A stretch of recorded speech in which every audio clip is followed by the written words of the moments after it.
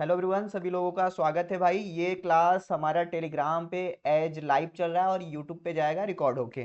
ठीक है। और यहाँ पे मैं आप सबसे पूछने वाला हूँ बायोटेक्नोलॉजी का क्वेश्चंस। आप क्या करोगे, यहाँ पे क्वेश्चन बताओगे। ठीक है। तो क्या मैं क्वेश्चन पूछना स्टार्ट कर सकता हूँ? एक तरीके देखो, हमारा जो पेड क्लास है, जहाँ पे हमारा ऐप पे पेड क्लास चलता है एमएससी एंट्रेंस के लिए और असिस्टेंट प्रोफेसर के लिए, तो उसी का हम यहाँ पे क्या कर रहे हैं, रिवीजन की तरह कर रहे हैं। हम आपसे क्या पूछेंगे, क्वेश्चन पूछेंगे।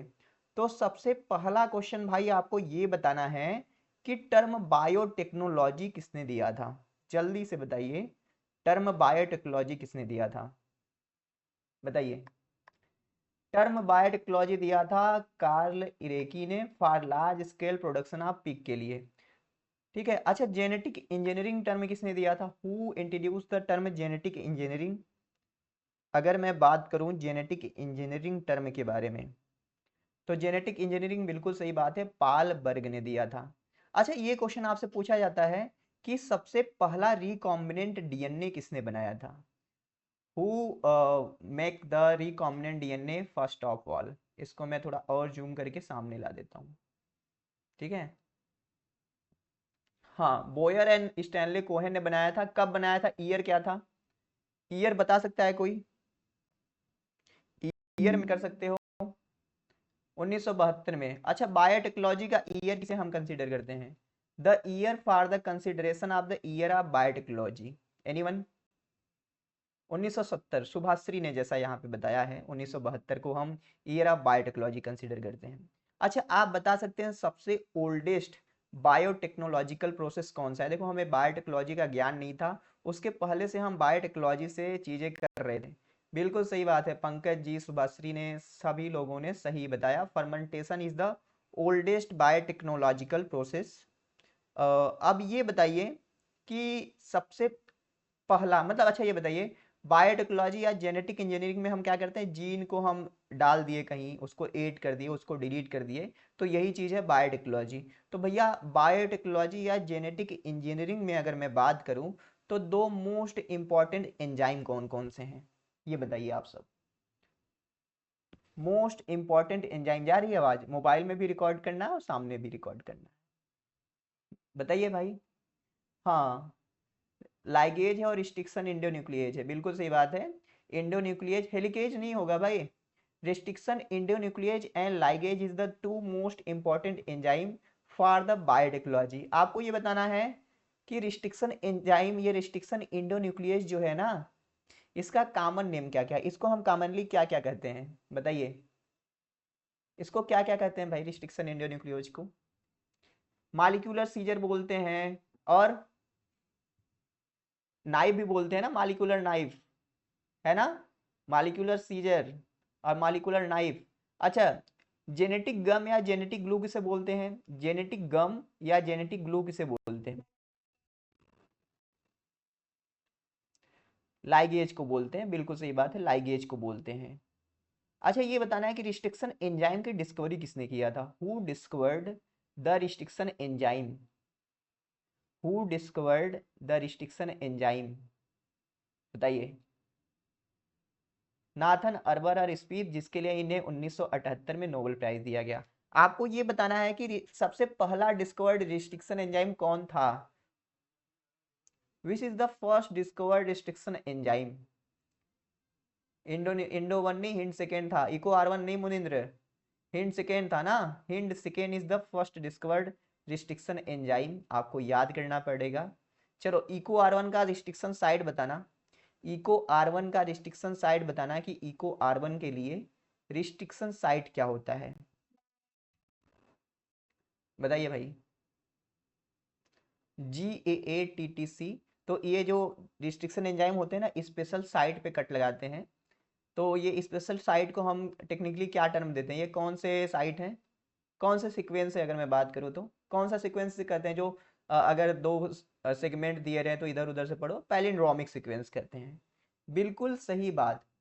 अच्छा, ये बताइए आपको, ये रिस्ट्रिक्शन जो एंजाइम है बैक्टीरिया से निकाला जाता है, तो इसका मेन काम क्या था बैक्टीरिया के अंदर? ये जो रिस्ट्रिक्शन एंजाइम था, इनका मेन काम क्या था बैक्टीरिया के अंदर? Defence mechanism. जब इसके ऊपर बैक्टीरियोफेज अटैक करते थे, तो इनका मेन काम था कि बैक्टीरियोफेज के डीएनए को कट कर देना, अपने आप को इन्फेक्शन से बचाना। अच्छा ये बताइए, अब रिस्ट्रिक्शन एंजाइम जो है बैक्टीरिया के पास है, तो ऐसा क्या होता है कि वो अपने डीएनए को क्यों नहीं कट कर पाता? अपने डीएनए को क्यों नहीं कट कर पाता? बिल्कुल सही बात है, क्योंकि वो खुद के डीएनए पे मेथाइलेशन ऐड कर लेता है, मेथिल ग्रुप को ऐड कर लेता है। That's why they are not able to cut their own DNA. चलो अगला क्वेश्चन चलते हैं। आपको ये क्वेश्चन बताना है कि ये ना रेडियो एक्टिव मालिक्यूल होते हैं, डीएनए के छोटे छोटे फ्रेगमेंट होते हैं, रेडियो एक्टिव मालिक्यूल होते हैं जो स्पेसिफिक सीक्वेंस को पता करने के लिए यूज किया जाता है। बिल्कुल सही बात है, मोनालिसा, अभिप्सा, श्रद्धा, मनोज थापा, सभी लोग सही बता पा रहे हो। उसे हम रेडियो एक्टिव प्रोब बोलते हैं। अच्छा बताइए, ह्यूमन जीनोम प्रोजेक्ट जहाँ पे सारे ह्यूमन जीनोम को सीक्वेंस किया गया था, उसके लिए किस प्लाज्मिड का यूज किया गया उस समय पे? बताइए। अभिप्सा, शुभाश्री, ईस्ट आर्टिफिशियल क्रोमोसोम। हाँ, ईस्ट आर्टिफिशियल क्रोमोसोम आप कहोगे। आपको ये बताना है कि जब ह्यूमन जीनोम सीक्वेंस किया गया तो सबसे बड़ा क्रोमोसोम कौन सा निकला भाई? मतलब क्रोमोसोम नंबर बताना है आपको कि सबसे बड़ा क्रोमोसोम कौन सा था। सबसे बड़ा क्रोमोसोम का नाम बताइए, लार्जेस्ट क्रोमोसोम। एक, वन। छोटा वाला कौन सा? सब छोटा वाला कौन सा? ऐसा भी आप कह सकते हैं जिसके पास लार्जेस्ट जीन है, छोटा वाला वाई है जिसके पास 231 जीन है। बिल्कुल सही बात है। अच्छा ये बताइए, जब जीनोम सीक्वेंसिंग किया गया तो सबसे बड़ी जीन कौन सी निकल के आई ह्यूमन के बॉडी के अंदर? ये बताइए, बताइए बताइए, सबसे बड़ी जीन। डिस्ट्रोफिन, बिल्कुल सही बात है। टाइटिन, अगर डिस्ट्रोफिन नहीं किया है तो हम टाइटिन के साथ जा सकते हैं। देखो टाइटिन अभिप्सा वहां पे रहता है ना जहां पे कहते हैं कि इंट्रॉन का सबसे ज्यादा नंबर। ऐसे क्वेश्चन मैंने देखा हुआ था कि which of the following gene have the largest number of the intron. अब आप कहोगे सर इंट्रॉन क्या है, तो इंट्रॉन बताओ भाई, इंट्रॉन क्या होता है? बैक्टीरिया के पास इंट्रॉन होता है क्या? Is there anyone who can tell me कि नहीं होता है ना? बिल्कुल। कि अब देखो इंट्रॉन नहीं है तो वहां पे इंट्रॉन नहीं है तो वहां पे स्प्लाइसिंग भी नहीं होगा ना, स्प्लाइसिंग भी नहीं हो। अच्छा मैं मोबाइल नीचे रख दूं, अभी आवाज जा रहा है क्या आप सभी को? हाथ में लेके सही नहीं लग रहा है, आवाज जा रहा है आप सभी को? चलो अच्छी बात है तब तो। ओके, सो जो कोडिंग सीक्वेंस होता है बैक्टीरिया के अंदर, सॉरी इंसानों के अंदर जो कोडिंग सीक्वेंस होता है उसे क्या कहते हैं? कोडिंग सीक्वेंस को हम क्या कहते हैं? एक्सॉन कहते हैं। स्प्लाइसिंग में देखो इंट्रॉन को कट करके निकाल दिया जाता है, एक्सॉन को क्या किया जाता है? जोड़ दिया जाता है। ये जानते हो ना? अच्छा ये स्प्लाइसिंग फेनामेना के बारे में किसने बताया था, जिसको नोबेल प्राइज भी मिला 1993 में? फिर इंटरवेनिंग सीक्वेंस भी बोलते हैं, बिल्कुल सही बात है ताहिर। बताओ बताओ, स्प्लाइसिंग के बारे में किसने डिस्कवरी की थी?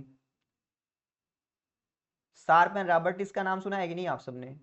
शार्क नहीं, sharp, Phillip Sharp and de Robertis करके है ना, बिल्कुल सही बात है। सो नेक्स्ट क्वेश्चन है कि आपके पास क्या है कि भैया डीएनए का फ्रेगमेंट है, आप डीएनए बहुत सारा है, आप चाहते हैं आप उसमें से डिजायर जीन को अपने जो आपको जीन चाहिए उसको आइसोलेट करना चाहते हैं। ढेर सारा जीन आपके पास है, ढेर सारा डीएनए है, डिजायर आपको प्राप्त करना है, तो कौन सा टेक्निक अप्लाई करोगे कि आपको अपना डिजायर डीएनए मिल सके? पीसीआर होगा। आइसोलेट करने की बात करें, मल्टीप्लिकेट करने की बात नहीं कर रहे हैं भाई, ध्यान से। पीसीआर नहीं होगा, आरडीटी। क्वेश्चन समझ में आया कि नहीं? स्पूलिंग। आपके पास छोटा बड़ा फ्रेगमेंट है डीएनए का, आपको एकदम छोटू सा एकदम डीएनए पसंद आ रहा है, तो कैसे करोगे? जेल इलेक्ट्रोफोरेसिस से करोगे ना, है कि नहीं? हाँ, कौन खोजा था भाई gel electrophoresis? Who discovered the gel electrophoresis? बताइए बताइए। सर दिमकिया में है लेकिन आ नहीं रहा है निकल के बाहर, एक बार हिंट दे दीजिए। क्या उसका पहला वर्ड क्या है ना, यही सोच रहे हो ना? टी से नाम है, ए और टी। ए डॉट ए रहता है फिर टी करके होता है। ऑप्शन से याद आता है, हाँ देखो ये टिलसियस लिख रहे हैं, टिलेसियस करके होता है। स्वर्ण मंजरी, बिल्कुल सही बात है। ए टिसेलियस करके है। ठीक है, चलो आगे चलते हैं ना, ढेर सारे क्वेश्चन हैं। अच्छा ये बताओ, पॉलीमरेज चेन रिएक्शन का खोज किसने किया था? Who discover the polymerase chain reaction? अभी को मनोज मेनिंग सही हुआ है, बिल्कुल। कैरी मोलिस ने पीसीआर की खोज की थी। पीसीआर से हमारे पास अगर थोड़ा सा डीएनए है, एक फ्रेगमेंट डीएनए का है, तो उससे हम कई ज़्यादा डीएनए के फ्रेगमेंट को बना सकते हैं। इसके तीन क्या होते हैं, तीन करके स्टेप होते हैं ना पीसीआर के। और मैं कहूँ तो हर एग्जाम में स्टेप हुआ आता है। तो आपको नाम बताना है कि कौन कौन सा स्टेप होता है, बताइए। पीसीआर की स्टेप डी नेचुरेशन, एनेलिन और एक्सटेंशन, बिल्कुल सही बात है, मुनिंद्र ने सबसे पहले बताया। तो डी नेचुरेशन कितने टेम्परेचर पे होता है भाई? डी नेचुरेशन कितने, मतलब डीएनए के दोनों फ्रेगमेंट अलग अलग कब होते हैं, कितने टेम्परेचर पे? 95, 92 सही है, 92 से आप कर सकते हैं 95। और ये एनेलिंग कितने टेम्परेचर पे होता है? एनेलिंग कितने पे होता है एनेलिंग? 75 की 56 भाई, 50 से 60 आप कहो, ठीक है, 55 से आप 60 जा सकते हो। और एक्सटेंशन कितने पे होता है सबको पता होना चाहिए। मोनालिसा आप एक्सटेंशन का पहले ही बता दी, कितने पे होता है एक्सटेंशन भाई? बिल्कुल सही बात है, मनोज ने सब कुछ बता दिया। डी नेचुरेशन 90 से 95, एनेलिंग 50 से 55, 60 भी कर सकते हो, एक्सटेंशन 72 होता है मोस्टली करके। लिप्सा, शालिनी और सुभाश्री सभी लोग बता रहे हैं। तो ये पीसीआर है, एक बड़ा ही प्यारा सा, बड़ा ही इंपॉर्टेंट एंजाइम जो होता है पीसीआर का जान होता है। इसके बिना पीसीआर ही पॉसिबल नहीं है। उसका एंजाइम का नाम बताइए, क्या होता है उस एंजाइम का नाम? Tag polymerase. लेकिन आपको एक फैक्ट पता है क्या, थर्मस एक्वेटिकस से निकाला तो जाता है, लेकिन फिलहाल में टैग पॉलीमरेज को हमने नेग्लेक्ट कर दिया, कहा कि भाई हम तुम्हारे साथ नहीं रहना चाहते हैं। हाँ, जितेंद्र सर सही बता। अरे रुको रुको, मेरा वीडियो रुक गया भाई, 1 मिनट मुझे देना, मैं आ नहीं रहा हूँ, थोड़ा सा 1 मिनट देना ना, 1 मिनट देना, मैं थोड़ा सा सही कर लूँ प्रॉपर्टी में जाके। मैं रुक गया हूँ, स्टॉप हो गया, इंटीग्रेटेड कैमरा आ गया वापस आ गया। हाँ, देखो अभी ना हम टैग पॉलीमरेज का यूज इसलिए नहीं करते क्योंकि इसके पास ना प्रूफ रीडिंग की एक्टिविटी नहीं है, यानी गलत अगर न्यूक्लियोटाइड को ऐड कर दिया गया तो नहीं रिमूव कर सकता। तो अभी हम यूज करते हैं पफू पॉलीमरेज को या वेंट पॉलीमरेज को। हाँ, फिडेलिटी भी बढ़िया है, फिडेलिटी का मतलब है कि सही न्यूक्लियोटाइड को ऐड करने की क्षमता, ठीक है। यूट्यूब पे दिखेगा जितेंद्र सर, ये ना जैसे मैं लाइव भी ले रहा हूँ, लाइव आपको मैं सुनाई दे रहा हूँ, और ये रिकॉर्ड भी लेक्चर हो रहा है, तो यूट्यूब पे ये पब्लिश कर दिया जाएगा। यूट्यूब पे मेरा मुखड़ा भी दिखेगा आपको, ठीक है। बिल्कुल बिल्कुल, इसीलिए मैं नहीं देख रहा हूँ। अच्छा, एक आपको ये बताना है, मॉलिक्यूलर बायोलॉजी से रिलेट करेगा, कि जो प्रोटीन हम बैक्टीरिया, मतलब जो अमीनो एसिड है, मतलब जो करके कोडान है, मतलब ऐसा बताइए कि जो प्रोटीन हम बैक्टीरिया के अंदर बना सकते हैं वही इंसानों के अंदर भी बना सकते हैं सेम सीक्वेंस से, तो इसे क्या कहते हैं? कोडान का स्पेशल कैरेक्टर होता है ना, क्या कहते हैं इसे? कि जो कोडान होता है प्रोकैरियोटिक यूकैरियोटिक में दोनों सेम अमीनो एसिड को यूनिवर्सल कहते हैं। यूनिवर्सिटी या डीजेनेरेसी, अच्छा यूनिवर्सलिटी ही बोलते हैं, डीजेनेरेसी अलग चीज है, वो अलग अलग कोडान एक सेम अमीनो एसिड को कोड करते हैं। बिल्कुल सही बात है। अगला आपको बताना है भैया, कई बार पूछ चुका हूँ, फिर एक बार पूछ लेता हूँ। समुद्र में जो जहाज वहाज जाते हैं तो वहां से तेल का लीकेज होता है ना, उस तेल को खाने के लिए कौन सा बैक्टीरिया काम करता है, किसने बनाया था और इस बैक्टीरिया का नाम क्या था? तो इसे सुपर बग बोलते हैं, स्यूडोमोनास पुडिडा बोलते हैं। बनाए कौन थे? बनाए कौन थे इसको? आनंद मोहन चक्रवर्ती बनाए थे, बिल्कुल सही बात है। अच्छा ये बताइए, रिस्ट्रिक्शन इंडोन्यूक्लियेज, हम मालिकुलर सीजर की बात कर रहे हैं, हम कैंची की बात कर रहे हैं, हम जेनेटिक नाइफ की बात कर रहे हैं। अच्छा नाइफ, और जैसे एक चीज आपने नोटिस किया है, जेनेटिक नाइफ, नाइफ जो है वो भी काटने का काम कर रहा है। और मैं आगे नहीं बोलूंगा, नहीं तो भैया लोग हमारे ऊपर केस कर देंगे ना कि सर आप ऐसे कैसे बोल सकते हैं। वही आप सिनोनिम समझ सकते हो नाइफ, और नाइफ का सिनोनिम मतलब नाइफ की जगह बस आप एक हटा दो, ठीक है, समझे कि नहीं? चलो आप बताओ कौन से बॉन्ड को कट करता है, छोड़ो ये सब बातें। ये जो मालिकुलर सीजर रहता है कौन से बॉन्ड को कट करता है?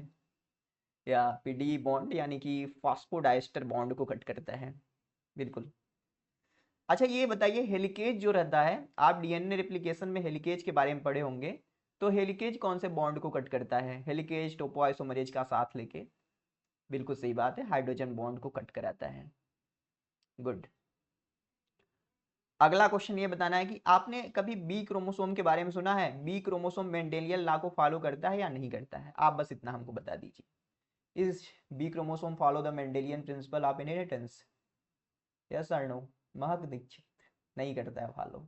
बी क्रोमोसोम का मतलब है सुपर न्यूमरी क्रोमोसोम, जिसके पास एक से ज्यादा सेंट्रोमियर हो सकते हैं, उसके अंदर आपका पॉलीटीन क्रोमोसोम आ सकता है, उसके अंदर आपका लैंप ब्रश क्रोमोसोम आ सकता है। ये सब आप पढ़ोगे आगे तो पता चलेगा।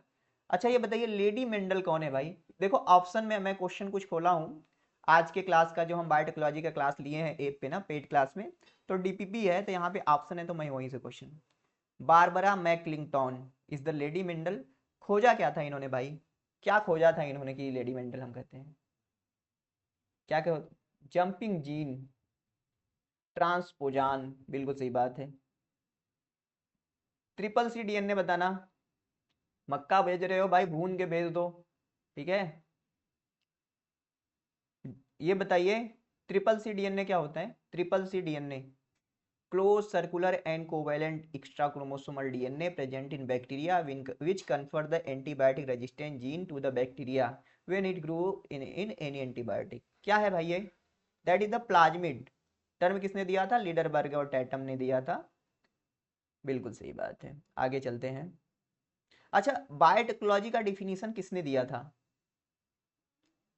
ऐसा कोई ऑर्गेनाइजेशन या फेडरेशन जिसने बायोटेक्नोलॉजी का डिफिनेशन, और मैं ये पीवाईक्यू में क्वेश्चन देखा हूँ, अभी कोई पीवाईक्यू इसी साल हुआ था, वहां पे पूछा था कि हाँ आप कहेंगे FAB, European European federation of biotechnology ने बायोटेक्नोलॉजी का डिफिनीशन दिया था। बिल्कुल सही बात है। अच्छा बायोटेक्नोलॉजी के लिए बायोटेक्नोलॉजी के यूज से सबसे पहले कौन सा ऐसा प्रोडक्ट था जो बनाया गया ह्यूमन यूज के लिए? कोई बता सकता है? दैट इज द ह्यूमुलिन, या आप कहे तो इंसुलिन कह सकते हो। कितने अमीनो एसिड होते हैं भाई इंसुलिन के अंदर? How many insulin are there in the insulin? That is the 51। And how many chain are there in insulin? 54 नहीं, 52 नहीं, 51 होता है। देयर आर 3 चैन कहेंगे, वैसे 2 चैन भी कहो तो सही है, क्योंकि एग्जामिनर को 3 चैन कहोगे तो वो कहेगा ज्यादा, मतलब 3 चैन एक्चुअली में होता है।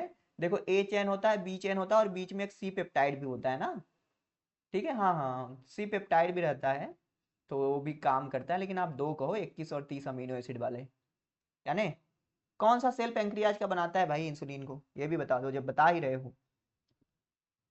बीटा सेल, बिल्कुल सही बात है। अल्फा सेल क्या बनाता है? अल्फा सेल क्या बनाता है फिर?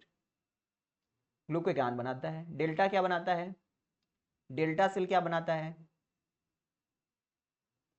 बताइए। सोमैटोस्टैटिन बनाता है, बिल्कुल सही बात। आप सब तेज है भाई। यहाँ पे 2 चीजें और है, अगर मैं इनसे क्वेश्चन पूछूं, जैसे देखो अगर मैं ऐसे यहाँ पे 2 ऑप्शन में पेनिसिलिन और इंटरफेरान के बारे में, तो आप सबको पता होना चाहिए कि पेनिसिलिन और इंटरफेरान से क्या क्या क्वेश्चन पूछता है। क्या क्या पूछता है भाई पेनिसिलिन से? अगर मैं क्वेश्चन बनाना चाहूँ तो क्या क्या पूछेगा पेनिसिलिन से, बताइए। पेनिसिलिन से क्या क्या क्वेश्चन आएगा? किसने डिस्कवर्ड किया था? अलेक्जेंडर फ्लेमिंग ने डिस्कवर किया था 1928 में। बीटा लैक्टम रिंग होता है। फर्स्ट एंटीबायोटिक कह सकते हैं, ठीक है, फ्लेमिंग। ओके इतना ही आता है। हाँ कब किस पे काम कर रहे थे तब खोजा गया था? तो ये स्टेफाइलोकोकस ऑरियस के ऊपर काम कर रहे थे तब। पेनिसिलियम नोटेटम से खोजा गया, लेकिन याद करना अगर क्वेश्चन में आया कि large scale production of penicillin के लिए किस पे काम किया गया, तब होगा क्या कहेंगे? पेनिसिलियम क्राइसोजेनम कहेंगे। पैसा किसने दिया था फ्लेमिंग को? फ्लेमिंग तो भैया साइंटिस्ट इंसान थे, पैसा वैसा था नहीं, चाय पे काम, चाय और टोस्ट पे काम चलाते थे, तो उनको पैसा किसने दिया कि भैया लो और लार्ज स्केल प्रोडक्शन करो? बताओ किसने दिया पैसा? वो मैरी मुर्डी का भी सैलरी नहीं देते थे, कहते थे 3 महीने बाद लेना। बताओ भाई। चैन एंड फ्लोरी का नाम नहीं सुना है? याद आया कुछ? चैन एंड फ्लोरी का नाम सुना है कि नहीं सुना है? याद आ गया? हाँ सेरेंडिपिटियस डिस्कवरी थी, ये बहुत बढ़िया पॉइंट है कि भैया ये गलती से डिस्कवरी कर ली गई थी ना। सेरेंडिपिटियस का मतलब होता है by chance discovery. Serendipity term दिया था वर्ल्ड वेरेस ने, वर्ल्ड वेरेस करके थे उन्होंने टर्म दिया था, ठीक है। सो इंटरफेरान के बारे में है, क्या क्या इंटरफेरान से क्वेश्चन आता है आपको पता ही है। देखो यहाँ पे हमारे क्लास में बहुत लोग हैं, सभी लोग जवाब नहीं देते हैं।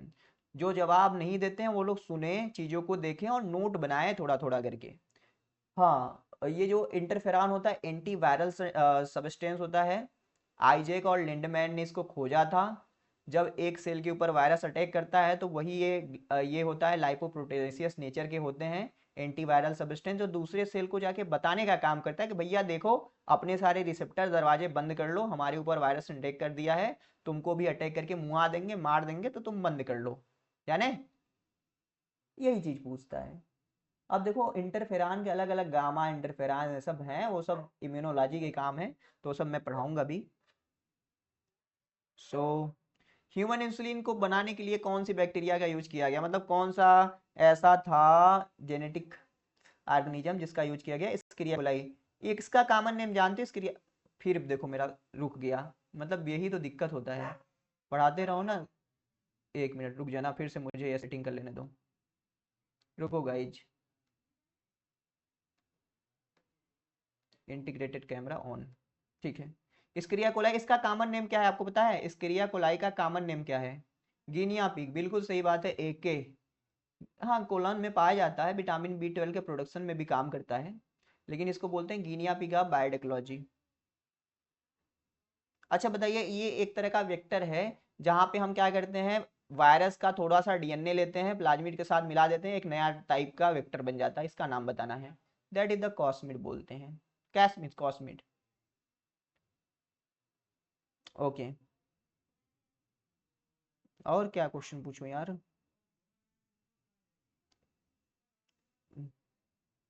हाँ आपको बताना है ऐसे ऐसे रिस्ट्रिक्शन एंडोन्यूक्लियस के बारे में जो ब्लंट इंड प्रोड्यूस करता है। ब्लंट इंड प्रोड्यूस करने वाले, इस्मा वन हो गया, हिंद थर्ड हो गया, हिंद थर्ड होता है, इस्मा फर्स्ट होता है, इको आरवी होता है, आलू भी होता है, आलू भी होता है, ठीक है। अब ये बताना है कि जब हम रिस्ट्रिक्शन एंडोन्यूक्लियस के बारे में पढ़ाई करते हैं तो there are 3 type of restriction endonuclease, तो आपको ये बताना है कि रिकॉम्बिनेंट डीएनए टेक्नोलॉजी में हम किस, भाई मैं ना अब वीडियो बंद कर लेता हूँ, यूट्यूब पे देखेंगे तो देखेंगे जो भी। टाइप 2 का होता है क्योंकि ये सेम रिकॉग्निशन साइट पे कट लगाता है, इसको एक्स्ट्रा किसी चीज की जरूरत नहीं है, ना एटीपी की जरूरत है ना दूसरे चीज की जरूरत है। ओके, और यहाँ पे तो सारे क्वेश्चन हो गए।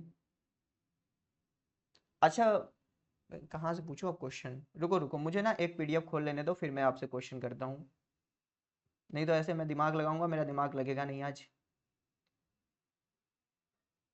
रुको गाइज रुको, मैं ना यहाँ पे एक पीडीएफ भेजा हूँ, यहीं से पूछता हूँ, देख देख के कि क्या क्या पूछ सकते हैं।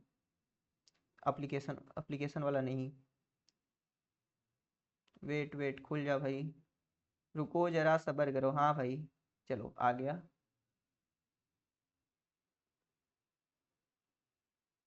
हाँ ये आपको बताना है कि जो ये होते हैं कि आपका प्लाज्मिड का मेन काम क्या है बैक्टीरिया के अंदर, प्लाज्मिड क्या मेन काम करता है आपका, प्लाज्मिड का मेन काम क्या है बैक्टीरिया के अंदर, ट्रांसफर, क्या transfer, replication, F factor, conjugation, बिल्कुल सही बात है। खुशबू के आंसर से मैं संतुष्ट हूँ, खुशबू और मोनालिसा के आंसर से, कि ये प्लाज्मिड के अंदर क्या होते हैं सिलेक्टेबल मार्कर जीन, ये क्या करते हैं एंटीबायोटिक के प्रति रेजिस्टेंट प्रोवाइड करते हैं, यही मुझे जानना ही था, ठीक है। चलो मैं, नहीं अब जो आएगा बायोटेक्नोलॉजी डिस्कस कर रहे हैं, ढेर सारे क्वेश्चन मैं ऐसे पूछता हूँ हर जगह से, 7 मिनट और पूछना है, फिर आधे घंटे का क्लास हो जाएगा। आपको अगला क्वेश्चन ये विच नॉट यूज इन, पूछा तो था भाई, बताए थे सभी के सेकेंड टाइप का होता है। आपको ये अगला क्वेश्चन ये बताना है कि ऐसा कौन सा प्लांट है जिसका जीन हमने गोल्डन राइस में ट्रांसफर किया था, is not used in, not पूछे, बताओ, डफडोली थी, बिल्कुल सही बात है भाई। आपको अगला क्वेश्चन ये बताना है कि जब हम जेल इलेक्ट्रोफोरेसिस रन कराते हैं तो हमारा क्या होता है, डीएनए के बैंड आते हैं, तो हम एक पार्टिकुलर डीएनए के बैंड को कट करके वहां से निकालते हैं, ठीक है। तो उस प्रोसेस को कट करके निकालने के प्रोसेस को क्या कहते हैं, उसको हम बोलते हैं इलूशन हम कर रहे हैं। अब हम क्या करते हैं, जब डीएनए होता है शुरू शुरू में जेल इलेक्ट्रोफोरेसिस रन कराने से पहले हमने एक लीफ लिया है, लीफ उसको हमने क्या बनाया है, पेस्ट बनाया है, फिर उसमें एसिड ओसिड डाल के डीएनए को आइसोलेट कर रहे हैं। जब हम उसमें एसिड ओसिड डाल के डीएनए को देखते हैं तो वो एक धागे की तरह, वाइट धागे की तरह दिखता है, तो एक लकड़ी की तरह लेके उसको हम क्या करते हैं, उस पर गोला गोला लपेट के बाहर निकाल लेते हैं, तो उसको बोलते हैं, बिल्कुल स्पूलिंग बोलते हैं। अगला आपको क्वेश्चन ये बताना है कि जब हम जेल इलेक्ट्रोफोरेसिस करा रहे होते हैं तो हम ट्रैकिंग डाई की के लिए कौन सा डाई यूज करते हैं, ट्रैकिंग डाई के लिए, ट्रैकिंग डाई कि हमारा डीएनए कितना मूव कर रहा है उसको देखने के लिए। दैट्स ग्रेट, इथिडियम ब्रोमाइड नहीं रहेगा, दैट इज द ब्रोमोफिनाल ब्लू। ईटीवीआर कहाँ पे यूज करते हैं भाई, ईटीवीआर कहाँ पे यूज करते हैं, विजुअलिटी के लिए यूज करते हैं, जब हम उसको, हाँ हाँ विजुअलिटी के लिए, टू विजुअलाइज, जब हम उसको मोनोक्रोमेटिक लाइट जो होता है यार, क्या कौन सा इंस्ट्रूमेंट बोलते हैं भाई उसको, हाँ यूवी, इस क्या उसे बोलते हैं, नाम बताओ, कौन सा मशीन रहता है, ब्लू ब्लू रहता है ना यार, लाइट ले जाते हैं, बताओ बताओ।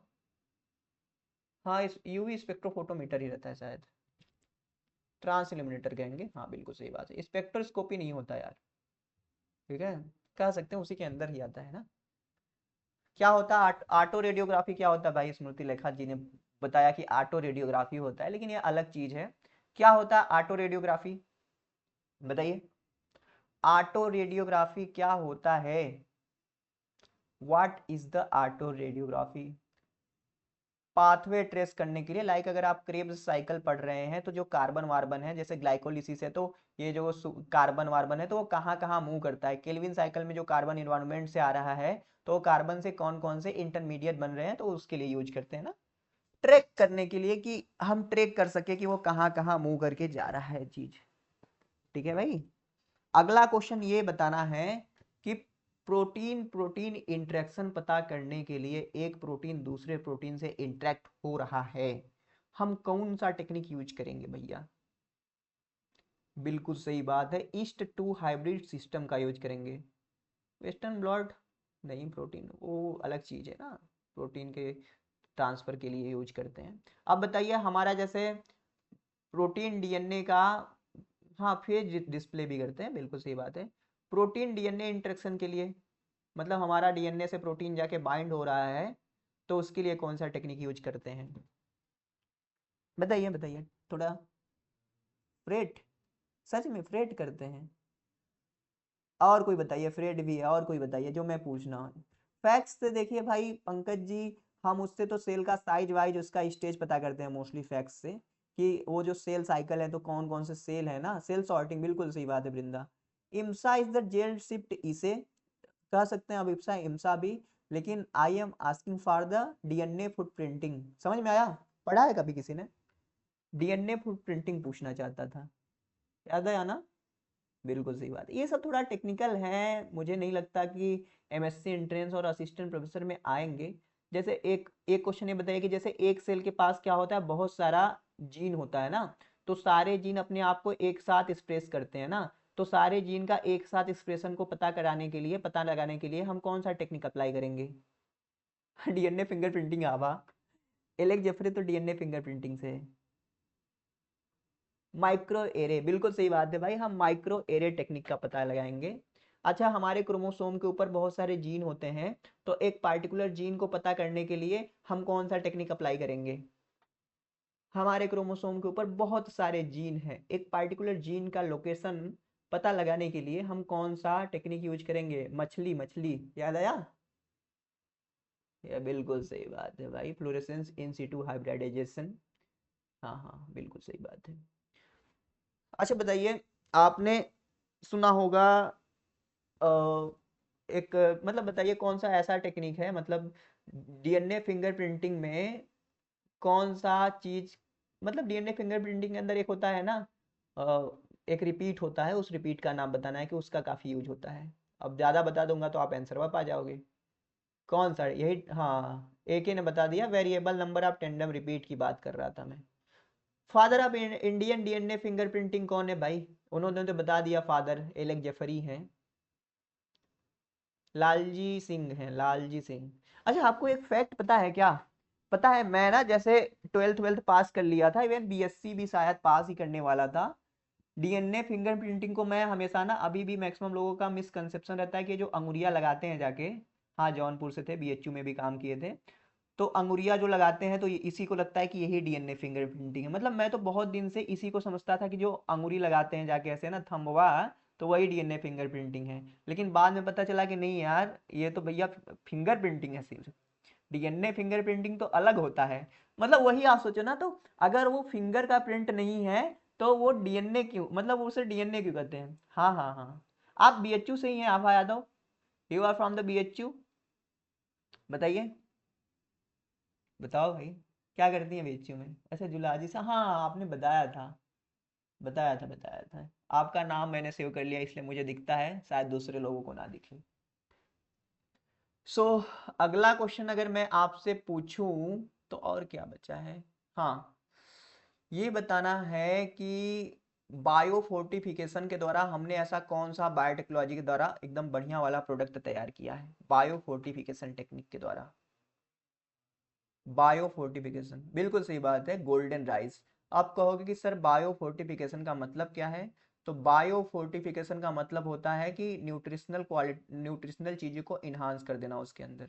ठीक है, तो आज का डिस्कशन यही तक, पहले मैं यूट्यूब पे बंद करता हूँ, ठीक है। तो आपका काम क्या है, यूट्यूब पे वीडियो ऑन करके ना लाइक कर देना, ठीक है भैया।